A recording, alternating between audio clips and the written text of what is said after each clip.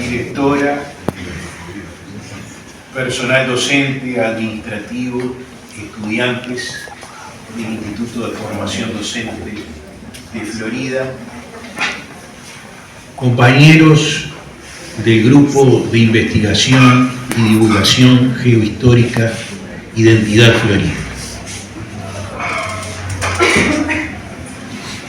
Yo he titulado esta exposición La Batalla de las Piedras, un enfrentamiento bélico entre españoles fieles al rey Fernando VII.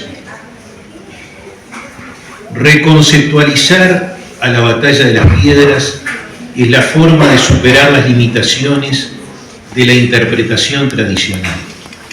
Para ello es pertinente abordar, en primer lugar, su contextualización.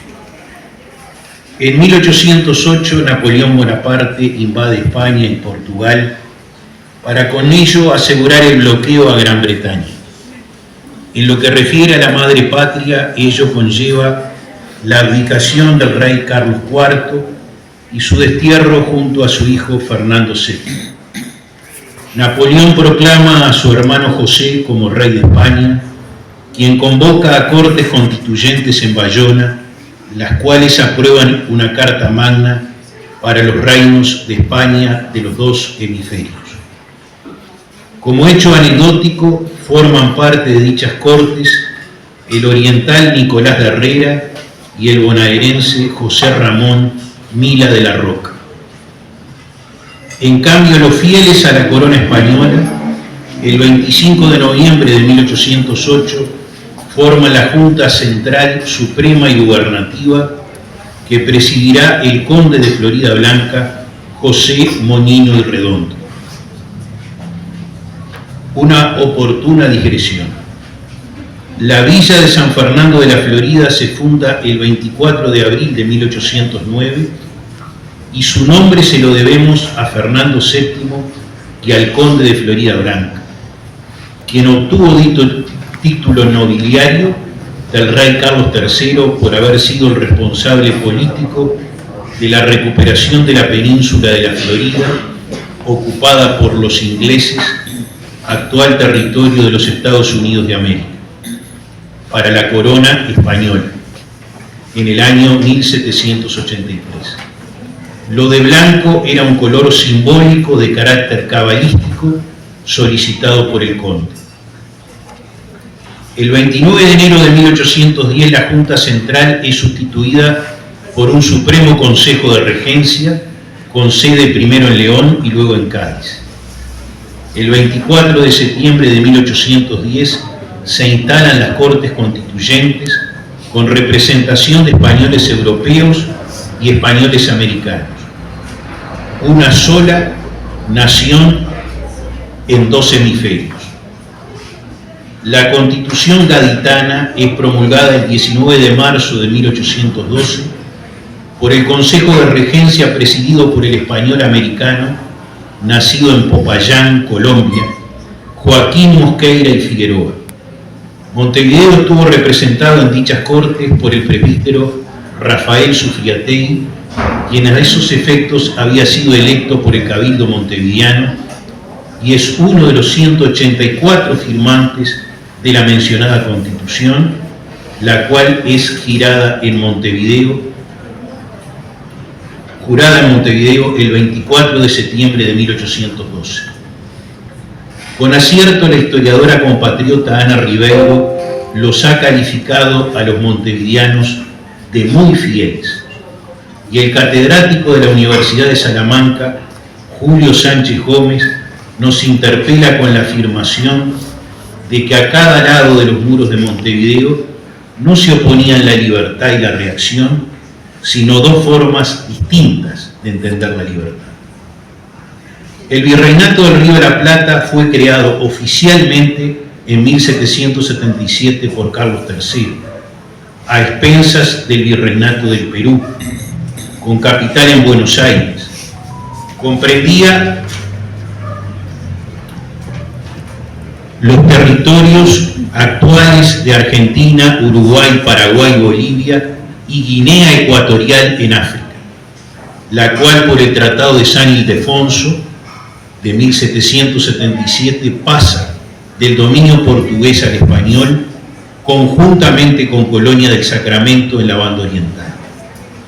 Las expediciones hacia Guinea Ecuatorial partían del apostadero naval del puerto de Montevideo, del cual dependían las Islas Malvinas. Guinea Ecuatorial es el único país africano que tiene hoy como idioma oficial el castellano y obtuvo su independencia recién el 12 de octubre de 1968. En toda América hispana, conforme a la doctrina de la Escuela de Salamanca, elaborada por teóricos de la talla de Suárez, Victoria y Mariana, establecía que para el caso de ausencia del rey, que era el depositario de la soberanía, ésta volvía al pueblo. De conformidad con este principio hispano, se formaron juntas en toda América española y, por cierto, Buenos Aires no fue la excepción. En la capital virreinal se crea la Junta Provisoria Gubernativa del Río de la Plata con el expreso objetivo de conservar para Fernando VII y sus legítimos sucesores el Reino de España. El 25 de mayo de 1810, el Cabildo Abierto desconoce al virrey Baltasar Hidalgo de Cisneros y por ende al Consejo de Regencia. Todos ellos se consideraban españoles, dado que los dominios americanos no eran colonias o factorías, como fundadamente lo ha establecido en un esclarecedor trabajo el historiador argentino Ricardo Levene, y a su vez su compatriota Norberto Galazo, en un memorable trabajo para el Bicentenario en el año 2010, destruye la falacia de la máscara de Fernando VII, inventada por Bartolomé Mitre en su calidad de historiador. El 15 de enero de 1811, el capitán de Blandengue, José Artigas, hijo y nieto de cabildantes, apodado el Coquito de la Campaña, que hasta ese momento era partidario del Consejo de Regencia, cambia de postura y se pone a las órdenes de la Junta de Buenos Aires, que lo asciende al grado de teniente coronel. Este hecho causa extrañeza en Montevideo e incluso desconcierta al diputado Rafael Sufriategui en Cádiz. Cabe consignar que como consecuencia de los sucesos de mayo de 1810 en Buenos Aires, la capital virreinal se traslada a Montevideo, a cuyo frente estará el virrey Francisco Javier de Lima. El enfrentamiento entre españoles juntistas y españoles regentistas se hace inevitable, y el 18 de mayo de 1811, los españoles juntistas comandados por el teniente coronel José Artigas derrotan a las fuerzas españolas regentistas al mando del capitán de fragata José Posadas. Este épico triunfo fue logrado por más de 700 vecinos orientales rudimentariamente armados, 200 blandengues y 250 integrantes del Regimiento de Infantería número 1 Patricios de Buenos Aires. Por ese tiempo, tanto la margen occidental como oriental del río Uruguay era jurisdicción de la Junta de Buenos Aires, a la cual Artigas estaba militarmente subordinado. Nadie discute que la mayor parte de los contingentes que pelearon en Las Piedras estaban avecinados en la banda oriental y que obviamente su jefe, Artigas, era oriental. Pero hemos hecho una orientalización tan extrema de la victoria de Las Piedras que ignoramos el relevante aporte de los hermanos infantes bonaerenses. El triunfo causa alborozo en Buenos Aires y por méritos de guerra Artigas es ascendido al grado de coronel. Concluidas las hostilidades, Artigas libra el 19 de mayo oficio a Elío y el 21 de mayo al Cabildo Montevideano, donde queda patente y en forma inequívoca que el propósito de los juntistas es preservar estos dominios para el rey Fernando VII. Vamos a leer los párrafos más elocuentes de dichos documentos contenidos en el tomo quinto del Archivo Artigas, formidable compilación documental que, como acotación al margen, luego de un trabajo de 80 años, culminará este año con la edición del último tomo, que llevará el número 39.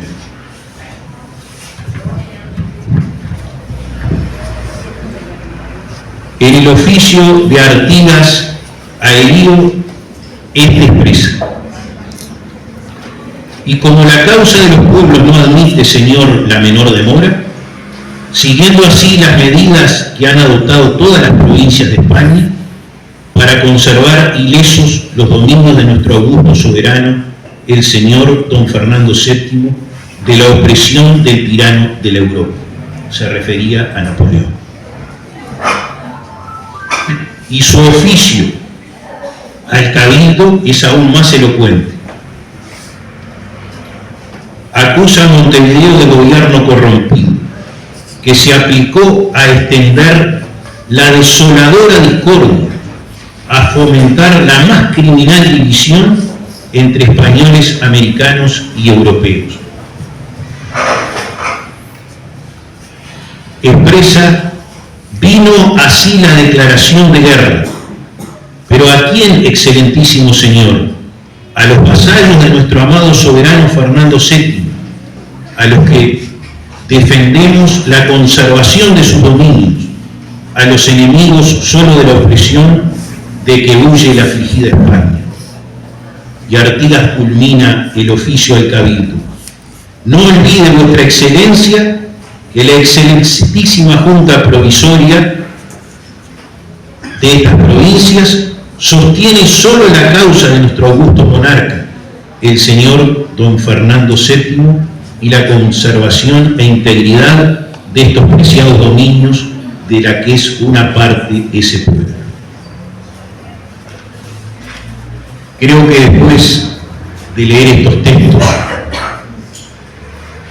llegamos a la conclusión del título de esta disertación: un enfrentamiento bélico entre españoles, todos ellos fieles a Fernando VII.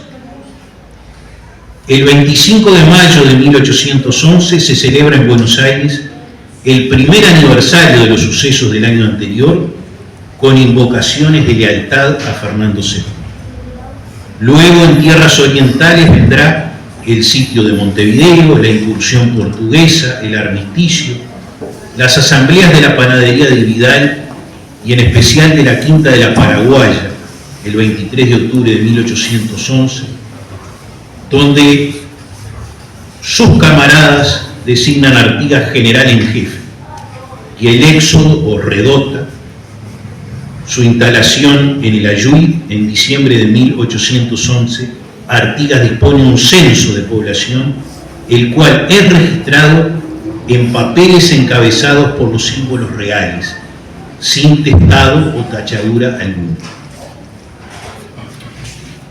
El 31 de enero de 1813, al instalarse en Buenos Aires la Asamblea Constituyente de las Provincias Unidas del Río de la Plata, se omite toda referencia a Fernando VII por primera vez.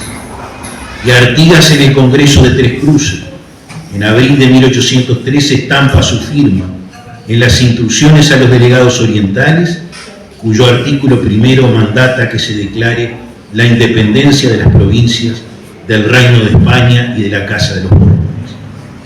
Solo la provincia oriental y la provincia de Potosí formulan dicha postura a la Asamblea Constituyente. Los motivos de este giro copernicano suscitan hasta el día de hoy encendidas polémicas historiográficas, pero todo ello excede el objetivo de esta disertación.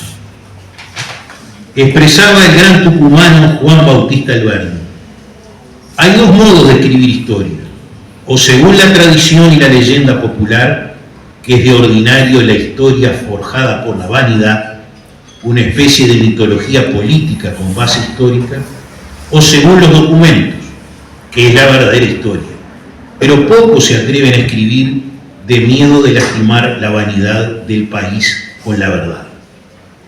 A 213 años de la batalla de las piedras, humilde y modestamente, he querido ser fiel a las esclarecidas palabras de Alberdi y dejarles a todos ustedes, y en especial a los estudiantes del Instituto, estas consideraciones para que sigan con espíritu crítico estudiando e investigando historia, como forma de educar a los futuros ciudadanos en la práctica de la libertad, que es el modo más auténtico de amar a la patria. Muchas gracias.